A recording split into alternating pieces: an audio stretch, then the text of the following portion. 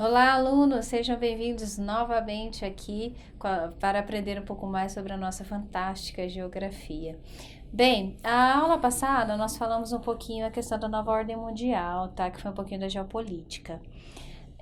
Hoje nós vamos falar sobre um outro assunto que configura a questão da geografia física, tá ok? Acho que vocês vão curtir. Bem, hoje a nossa aula fala sobre o quê? A formação do relevo e seus agentes, tá?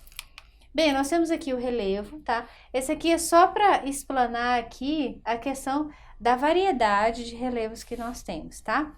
Bem, pessoal, o que é relevo? Relevo pode ser definido como as formas da superfície de um planeta, tá? Então, são as formas da superfície, ok? Ok, o que a gente vê, tá? Então, aqui eu trouxe vários exemplos aqui para vocês, ó, tá? Mas nós vamos definindo aí conforme vai no decorrer da aula, tá? Outra definição é a parte superficial da litosfera, a camada sólida da Terra, tá? É onde as transformações geológicas se expressam mais nitidamente, sendo também o local de habitação do ser humano e da maior parte dos animais terrestres, tá? Então, o que você pode ver? A parte do relevo são o quê? São as formas, tá? Do local onde a gente habita, nós e os outros animais, ok? Bem, é o conjunto de formas físicas que compõem a superfície da Terra. Já falei para vocês que hoje nós estamos falando sobre relevo, então essa é a parte da geografia física, ok? Bem, a ciência que estuda as composições e variações nas formas do relevo é a geomorfologia. Morfologia geralmente vem de forma, tá? Então, ela possui aí vamos dizer assim, uma interface com duas outras ciências, que é a geografia, que é o estudo da Terra, e a geologia, que é a questão da formação das rochas, ok? Bem, os agentes, nós temos dois tipos de agentes, tá? Que formam, que moldam o relevo. Nós temos os agentes internos e os agentes externos, tá? Como os agentes internos, nós podemos citar o quê? O tectonismo. O que é tectonismo? Você sabe que o nosso continente, ele é formado, que ele está em cima de placas tectônicas, tá? E as placas tectônicas, elas não são inteiriças. Algumas regiões, alguns países, eles ficam tá? Nas formas inteiriças aí, no espaço inteiriço das placas tectônicas, mas alguns, eles ficam perto dessas áreas de convergência, tá? Então, o que acontece? Elas se mexem, tá? Então, isso também abala, tá? A questão da estrutura da crosta terrestre. Bem, nós temos a questão dos abalos sísmicos, que são os terremotos, tá? Esses abalos, eles já ocorrem o quê? No interior da crosta terrestre, tá? Então, nós temos aqui as placas tectônicas e os abalos sísmicos que são abaixo, tá? E também a questão do vulcanismo, que a gente pode falar aí, que é a questão dos vulcões. A questão do vulcanismo, eles são o quê? Os gases e a questão do calor, tá? Que sai do centro da Terra e ele precisa ser expelido, tá? Então, esses agentes aqui internos, ele molda e transforma esse relevo, ok? Bem, agora os agentes externos, tá? Que esses são os mais conhecidos. Nós temos o vento, nós temos as chuvas, nós temos a neve. Isso através do quê? Intemperismo químico. O que acontece? A água, o vento, a chuva, ela muda, tá? A composição das rochas. Então, isso vai causando o quê? Um desgaste, tá? Então, isso também vai moldando o relevo.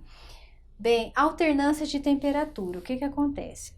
Quando está muito frio, as rochas se compactam. E quando está muito quente, elas se dilatam. Então, ficar exposto a esse tipo de processo continuamente, tá? Isso é um desgaste no decorrer dos anos, tá?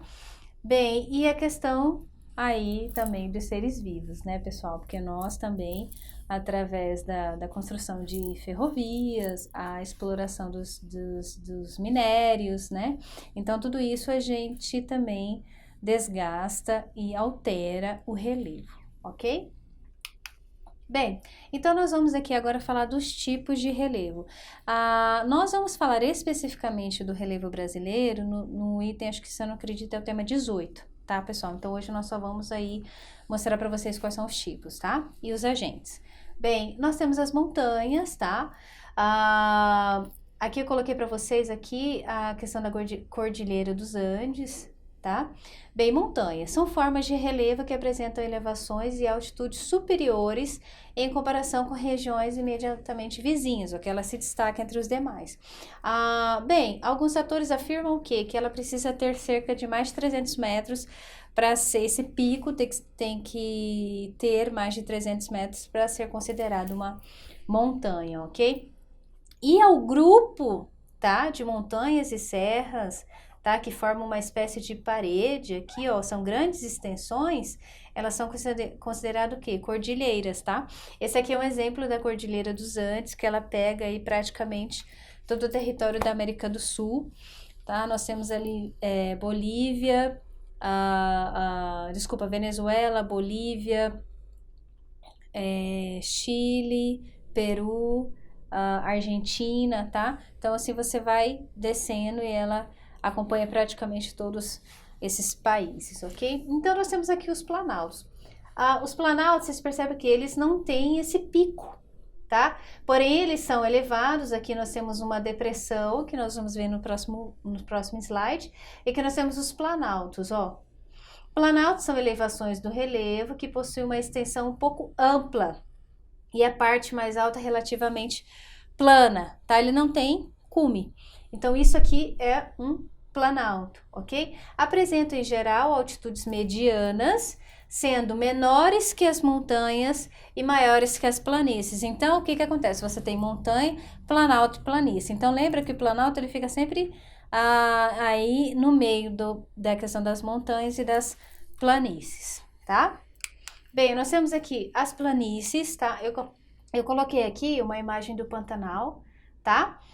Planícies são áreas mais ou menos planas, tá? Não é porque ela vai ser totalmente reta, tá ok? Porque a natureza realmente não é assim, tá, pessoal? Porém, ela tem uma certa continuidade, tá? E possui uma altitude menor em relação às montanhas e aos planaltos. Caracterizam-se pela grande quantidade de sedimentos. Sedimentos, pessoal, são partículas de galhos, solo, pedras, enfim, acumulados em sua superfície, geralmente trazidos pelas águas da chuva, dos rios, tá? Das planícies litorâneas e da água dos oceanos e dos mares, tá? Aqui nós temos um exemplo que essa planície do Pantanal, ela é alagável, tá? Então, nós temos porções de terra e porções de água, ok?